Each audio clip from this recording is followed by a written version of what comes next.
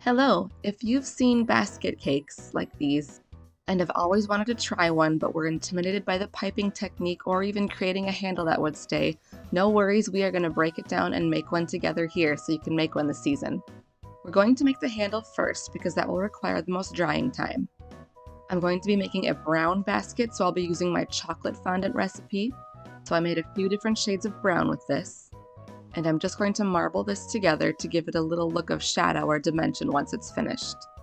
Of course, if you're making a white basket, use white fondant to make the handle or whichever color you're planning on using for your basket. Then I'm dividing it up into 4 pieces and I'm rolling each of the piece out into a long rope just like this. Trying to keep each of them about the same size. They don't need to be perfect, but just as close as you can.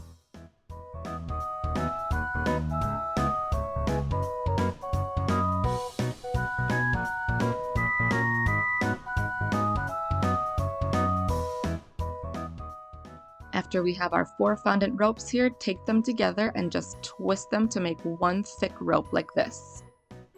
And then after you've twisted your pieces together, bring it around in an arch or a rainbow shape like this. And with the brush, add some water in between each seam so that it starts to adhere together. I'm going to insert a toothpick on each side with some water to help it stick, to allow the toothpicks to dry so the handle will be all one piece.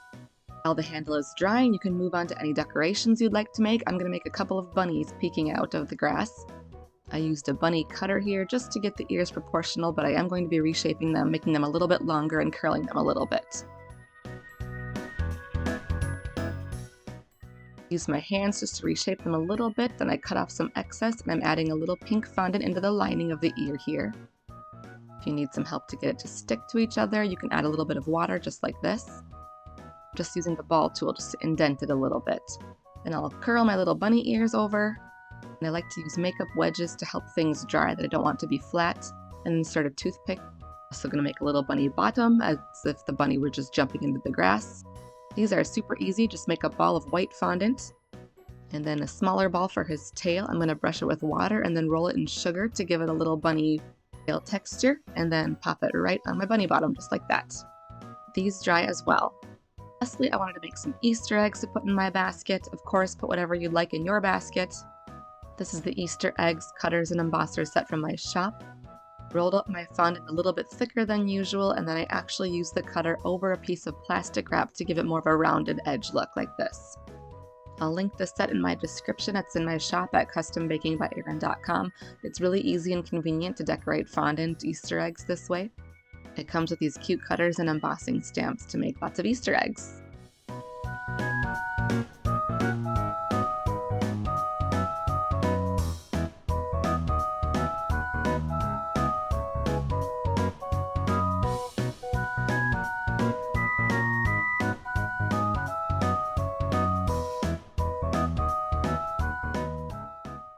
After I finished cutting out all my decorations for these Easter eggs, I attached them to each egg with a little brush of water and then cut off the excess.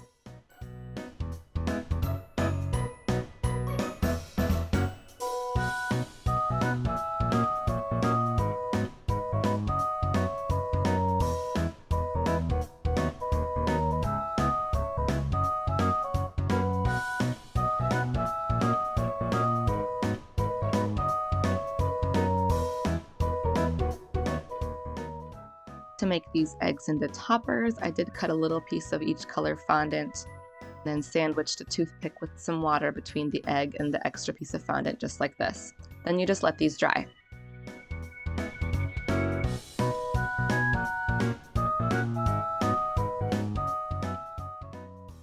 Now here's how I prepared my buttercream to pipe the cake. Since I'm making a brown basket cake, I decided to use my chocolate buttercream recipe, and just like the fondant, I made a few different shades of it to give it some shadow and dimension. But again, you can make your basket any color you'd like. I'm going to be using a tip 22 to pipe the basket and the border. This is a small open star tip. Just about any star style tip will work, open or closed. You can even use a larger one if you want a larger basket weave, or the flat basket weave specific tip, which is a 47, that works too. I do like more of a rounder, more 3D look that the star tip gives. To start, I did mark a vertical line with my scraper just to give myself something to go by. Start the basket weave pattern by piping a long column from bottom to top. Then pipe the woven rows perpendicularly over this column, all the way up to the top as well. A good rule of thumb I've found for the spacing is to leave about the width of your tip that you're using in between each row. Then the next column you pipe, again from bottom to top, goes right on top of the tails of the little woven rows you just piped. It doesn't need to be perfect. As you see, I had some little hiccups here, but you basically just follow the open gaps or spaces and pull them over each column just like this. The goal is not to have any gaps or spaces peeking through, and to help with this, normally you would crumb coat the cake or frost the first layer in the color that you're going to be piping the basket weave. So normally I would have crumb coated this cake in the brown chocolate color, however it would have been hard to see on camera here the contrast for the piping. But having the cake frosted or crumb coated in the same color you're piping helps to camouflage any gaps or mistakes. What's nice about basket weave is it doesn't need to be perfectly done. As you can see, mine is far from perfect. It all kind of blends together in the end. And here it is, nice and close. You certainly could mark with a toothpick or something where each line would be if you wanted to. But to save a little time, eyeballing it here just like this works perfectly well too, I think.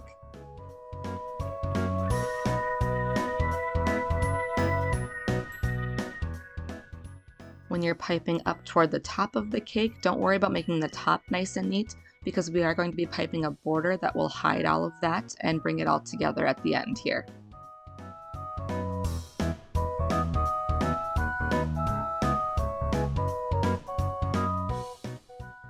Piping over an entire cake does require a fair amount of buttercream, so make sure you've made some more on hand here.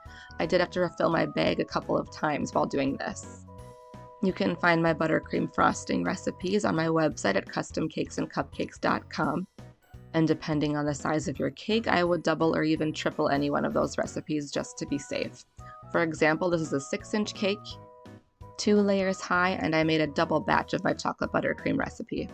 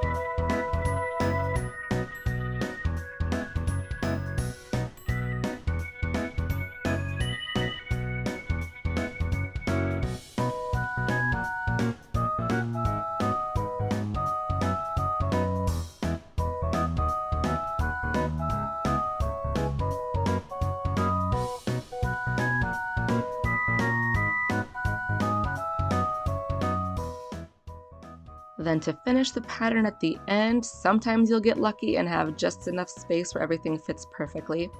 However, I did not get that lucky here, so I just overlapped the last layer onto the first layer, and that is going to conveniently be the back of my cake. And I apologize for the camera going blurry here for some reason for a minute. Here's what it looks like with the basket weave portion finished. Again, don't worry about the top, it's going to look very irregular. I chose to pipe a braided shell border for the top. This border is nice for a basket cake because you can get it right up to the edge and help to conceal any spots where the basket weave might be higher or lower. This helps to really blend it and bring it in all together. I have a bunch of other videos more specifically about piping shells if you're interested, but basically I like to just squeeze, count to 4 while I'm letting the shell fill up, and then pull away gently. You don't need to rock your hand or the tip back and forth or up and down. Just squeeze the shell to fill up and then release the pressure and pull away. Angle the new shell so that the tail crosses over the previous shell, just like this. And you'll notice I'm using the same tip, the tip 22 that we used to pipe the basket weave, so I didn't have to prepare a new bag or a tip for this.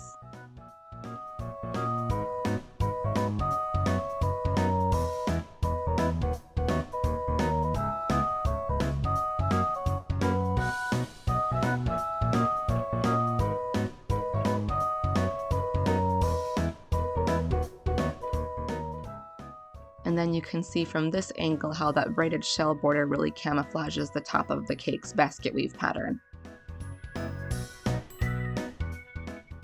Also going to be adding some Easter grass inside the top of the basket here, so I colored some vanilla buttercream frosting, this light green color, and I'm using the 233 tip, which is the grass tip, or you maybe have seen people use to pipe fur with it. This is a really nice and simple piping technique you can use to fill up an area like this. Just squeeze to anchor the buttercream to the cake, pull away, and let go. Repeat this over the whole top of your cake inside your basket here.